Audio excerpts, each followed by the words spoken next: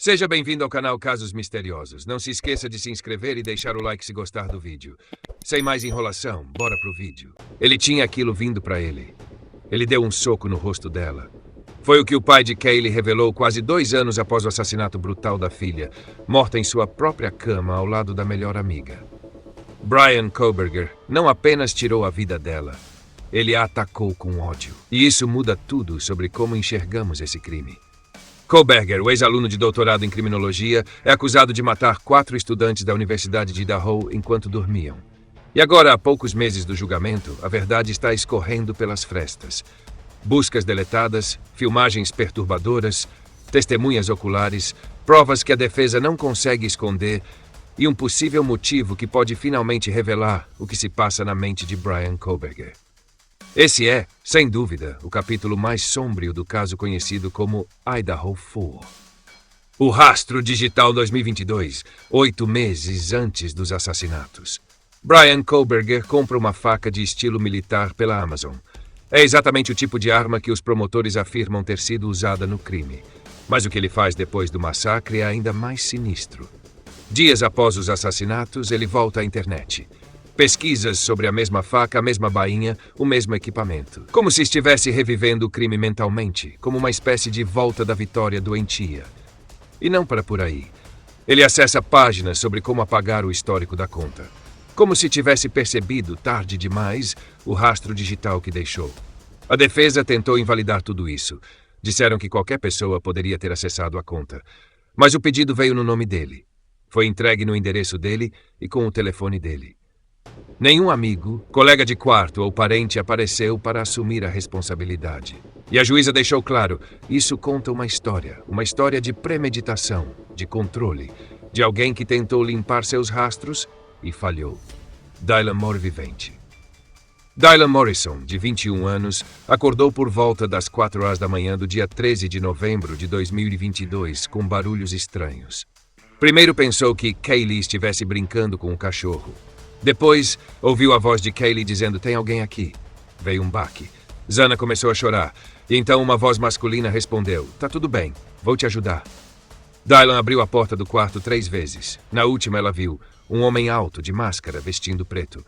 Mas havia algo que ela nunca esqueceu, sobrancelhas espessas, grossas, destacadas contra o tecido da máscara. Ele passou por ela, não disse nada. Ela travou, fechou a porta, trancou, esperou. A ligação para o 911 só veio 8 horas depois. A defesa tentou descreditar o depoimento. Disseram que Dylan estava bêbada, que seu testemunho era preconceituoso, que identificar alguém pelas sobrancelhas não era suficiente.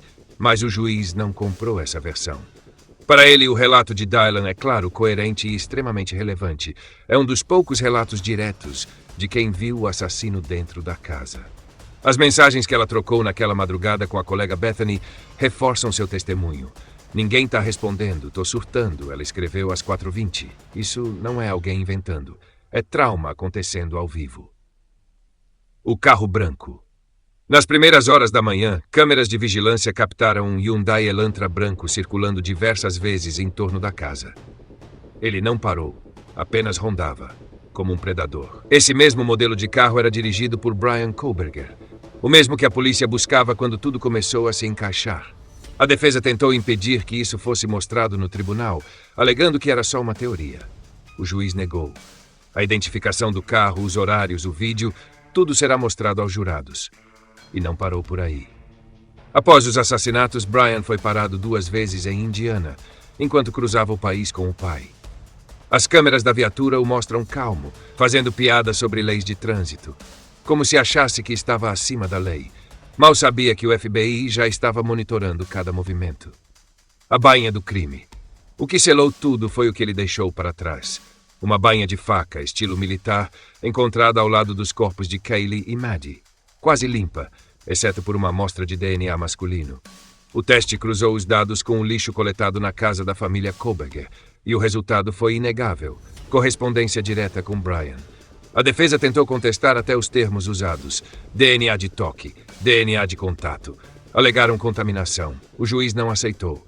A especialista forense poderá explicar como esse tipo de DNA se comporta e que ele não aparece magicamente em uma bainha de faca no quarto trancado de 2 vítimas.